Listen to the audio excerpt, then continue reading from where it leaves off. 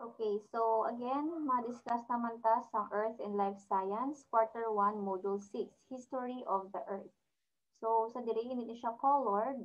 Kay this was edited for risograph. So, need at least grayscale or black and white. So, anyway, the title is, again, History of the Earth. And then next, sa I Need to Know nga part, this module was designed and written with you in mind. It is here to help you explain how relative and absolute dating were used to determine the subdivisions of geologic time and describe how the Earth's history can be interpreted from the geologic time scale. The scope of this module allows you to use it in many different learning situations. The language used recognizes the diverse vocabulary levels of students. The lessons are arranged to follow the standard sequence of the course. So this module is divided into two lessons. Lesson 1, Subdivisions of Geologic Time. Lesson 2 is Earth's history through geologic scale. Okay. So next,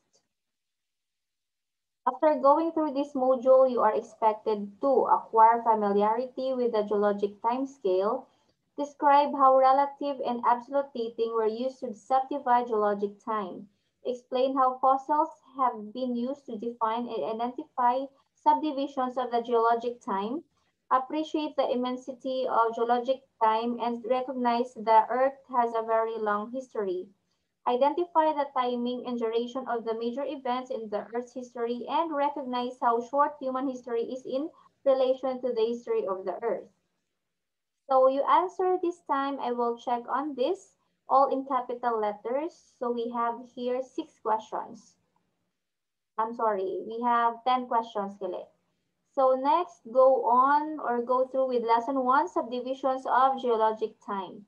So lesson overview, simply read again namin ni siya actually kay colored ni siya. However, gin-convert lang into black scale or black and white kay para hapos mag-risograph.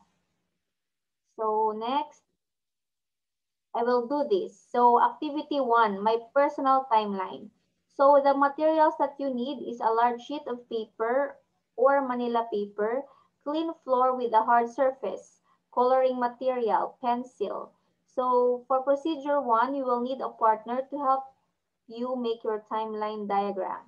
On a sheet of paper, list at least 10 of the important events of your lifetime.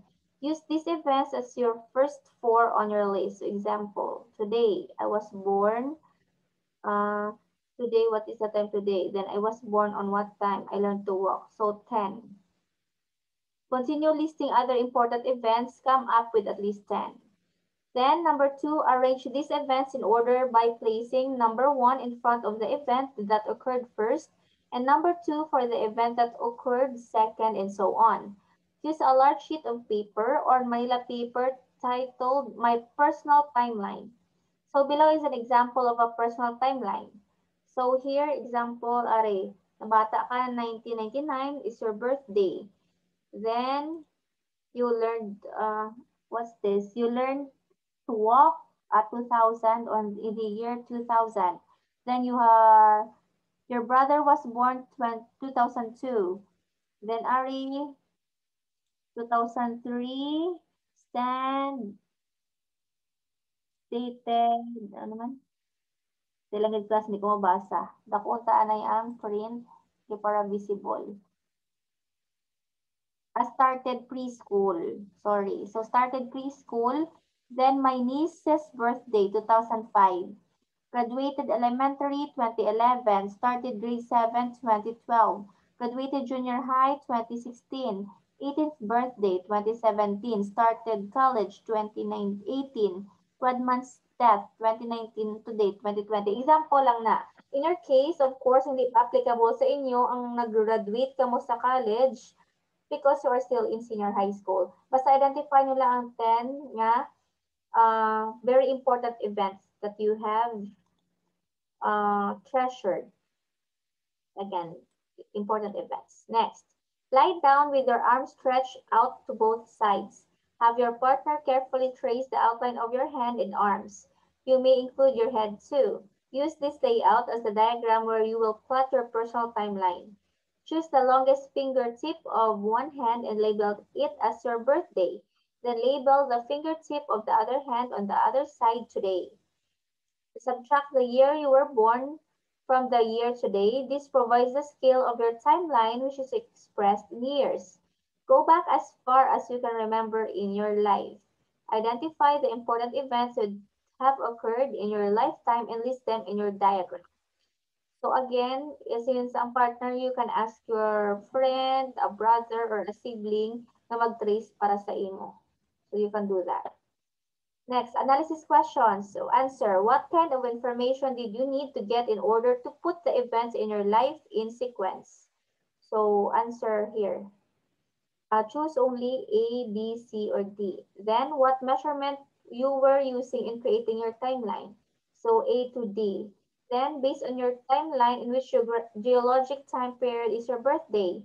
So A to D, check lang. Next, number 4, compare the personal timeline to the actual geologic time scale. How much space would it take up? So letters only, choose. And 5, what evidence do you have that an event happened when it did? So letters only. And number 6, based on the geologic time scale, match the description with the appropriate subdivisions. So sa inyong answer sheet, butang nyo lang kung diin ang answer. I learned this part, fill in the blanks. So the word box includes epoch, aeons, geologic periods, and 4.6 billion. Then you follow, I practice this. Using the given organizer, write the necessary information to complete the concept about the division of geologic time. So ari siya, ang geologic time ta. Next, I apply this.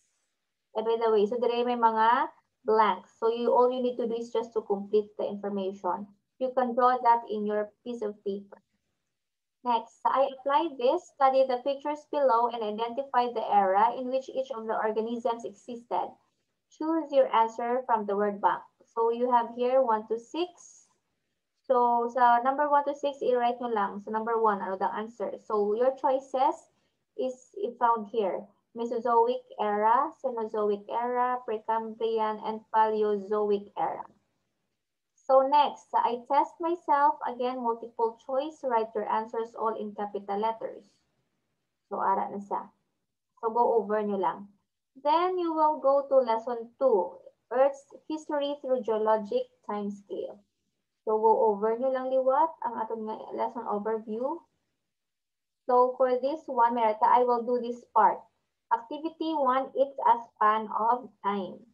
So materials include sheet of paper and a pencil. So what are the things that you should do? Fill in the table below to show the number of millions of years each era lasted. To get the age of each era, change the percent into decimal, then multiply it with the age of the Earth.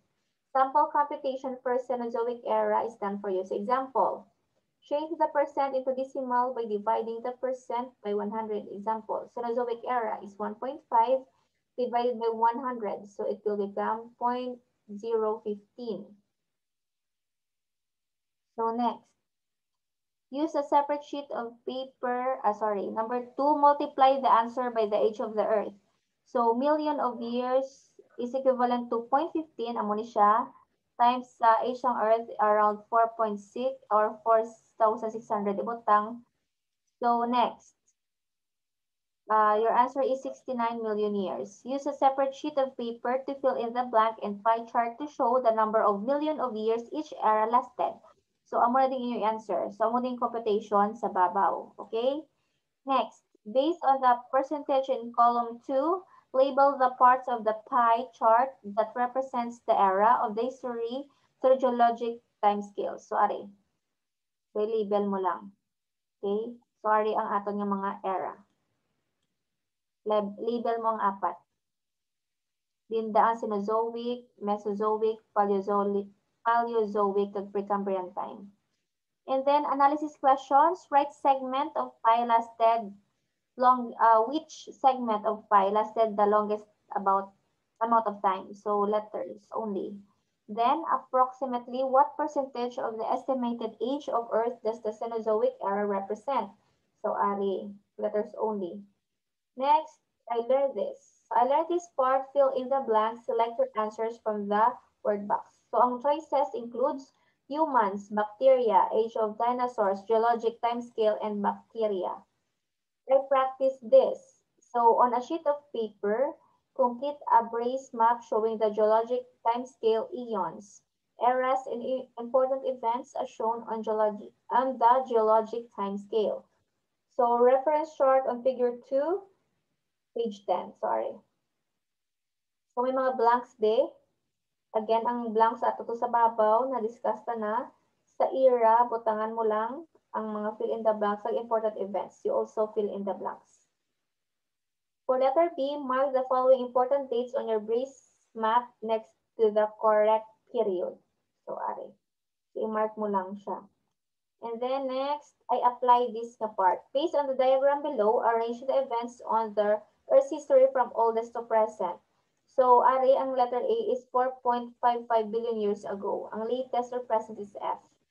So, ibutang mo lang, para sa inyong answer sheet, himuon nyo lang nga letter A. Ano daw answer? Ari ang choices. So, label mo lang A, B, C, D, E, F. So, dire, ari nga mga choices, i-label mo lang A to F. Depende kung diinda ang letter A from the events. I-arrange mo from oldest to present. Next, I test myself. Multiple choice. Read each item carefully. Then you answer all in capital letters. So go through lang kamo da. Again, do not forget to answer your post-test afterwards. Okay? So again, if you have questions, message me in our chat box and group chats. So thank you.